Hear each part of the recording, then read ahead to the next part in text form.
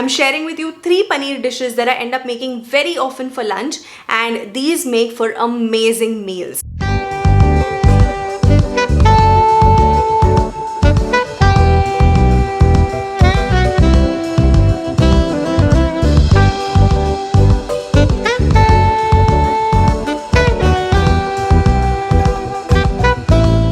Hi everyone and welcome to Sugar Spice Nice. My name is Shweta and in this video I'm sharing with you 3 lunch ideas using paneer. Also make sure you watch the whole of this video because I'm also sharing with you a guide on making really soft paneer at home. But first, let's get started with the dishes.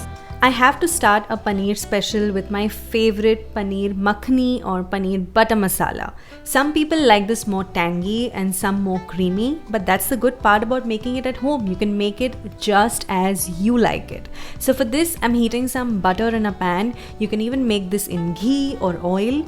And then I'm adding a bay leaf and letting the butter become fragrant. Then I'm adding some ginger. This is grated ginger. You can even use a ginger paste. Then I'm adding about a cup of pureed tomatoes. These are just raw tomatoes put through the blender, so we let them cook nicely now. Add a bit of water to clear out the bowl and also turmeric and red chili powder and stir it well before you cover it. After a while, just check on the gravy if it's not gone too thick, and also add chilies if you like. Then I'm adding some coriander powder, garam masala and hing and letting the gravy simmer a little more. This dish uses a cashew paste, so I just soaked some cashews in warm water and then strained and blended them to a paste like this, and then once the gravy is cooked, the cashew paste goes in. Now here is where you adjust as you like it. Today I'm going for a more creamy gravy, so I'm adding more of the paste and you can see the color changes to a much more pale shade. And you can add a little bit of chili powder to get some redness back, but don't worry too much about it. It does taste good in the end.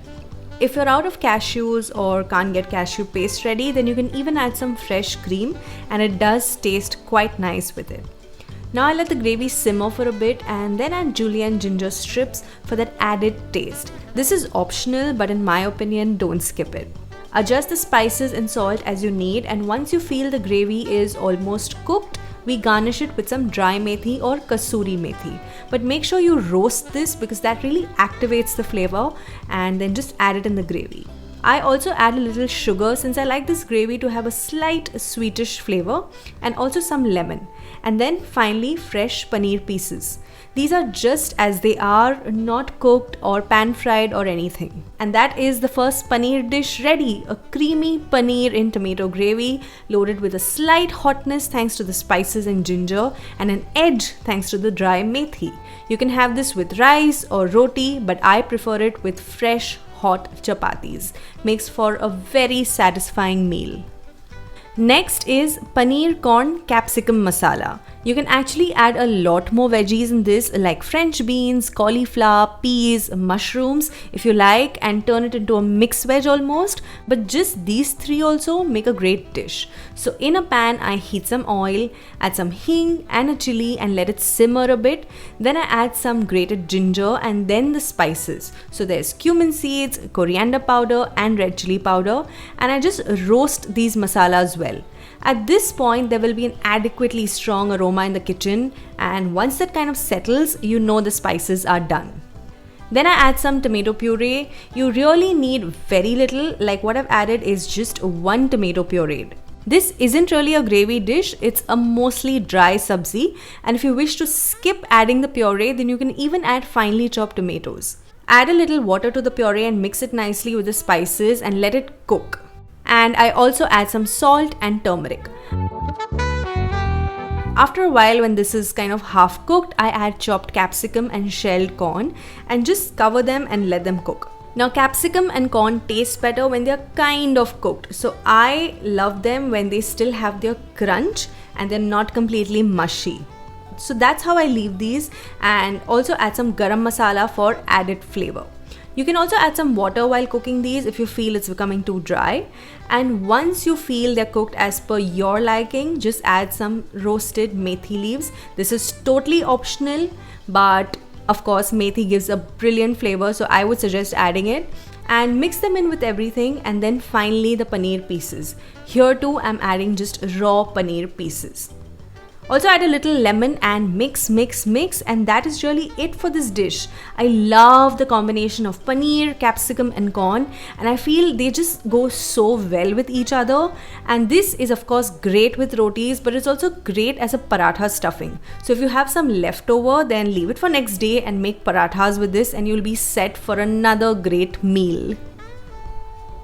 Next is something so easy, quick and delish. It's paneer bhurji, and honestly something that I end up having at least once a week because it gets ready so quickly. So for this, I heat up some oil in a pan and add hing, chili and cumin seeds and let them sizzle a bit, and then add some chopped tomato. To the tomatoes I add some salt and turmeric and just cover and let them cook. You can also add a bit of ginger to them. Once they are soft and cooked, you add paneer crumbs. So I just do this with my hands, and also spices. So I have some coriander powder and some garam masala, and then you mix everything really well. Also add some lemon and sugar to balance all the flavors, and again this is optional, but add some roasted methi leaves here as well.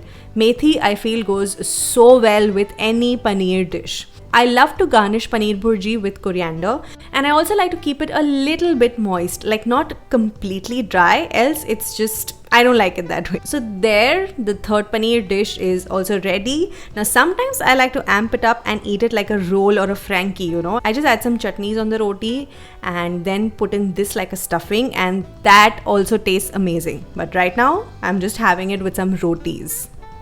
For all of these dishes, I've used homemade paneer. In fact, I don't remember the last time I actually bought paneer from outside, and that's because making it is so easy. So you boil milk, and remember that cow's milk is slightly thinner and with less cream, so you'll get lesser quantity of paneer, and buffalo milk is usually thicker, so the paneer that you get from that will be more in quantity and also softer. You can also use milk packets of toned milk and make paneer the same way from them. So they don't give the softest paneer, but you can work with it. So here I have about slightly more than half a liter of cow's milk, and I've been using curd or yogurt or dahi to curdle the milk. Just keep a strainer with a cloth ready and also a wide vessel underneath to collect all the water that will be left behind. Once the milk boils, you add the yogurt. It usually takes about 2–2.5 tablespoons of yogurt to make paneer for the quantity of milk I used. And once you add the yogurt, bring the milk to boil again, and then you'll see that it is slowly beginning to curdle. Once it's completely separated, you strain it and collect the paneer in the cloth, and first just run some bottled water over it. This is to get rid of any yogurt-like taste, and then just remove the excess water. Now don't try to strain it completely, that way the paneer just ends up becoming really dry. Instead, just gather all the paneer like in a cube in a cloth and wrap it and place something heavy on it so that it gets some weight and it sets, and at the same time all the water just drains naturally. After about 15 to 20 minutes, the paneer sets and you can use it immediately. Else store it with some water in a box, so that way it stays softer for days. And this is good to be in the fridge for 2 to 3 days, but I would say since this is dairy, just use it as soon as possible. Hope you enjoyed all of these 3 dishes that I shared with you, and also found the guide to making paneer at home helpful. If you do end up making the paneer or the dishes, then make sure you let me know how they turn out for you in the comments below. And also let me know your most favorite paneer dish. If it's not shown in the video already, maybe I can try to make it in another video. And don't forget to give this video a big thumbs up if you liked watching it, and share it with your friends and family, and take a minute to subscribe to my channel. That would mean the world to me, and I will see you in my next video. Bye.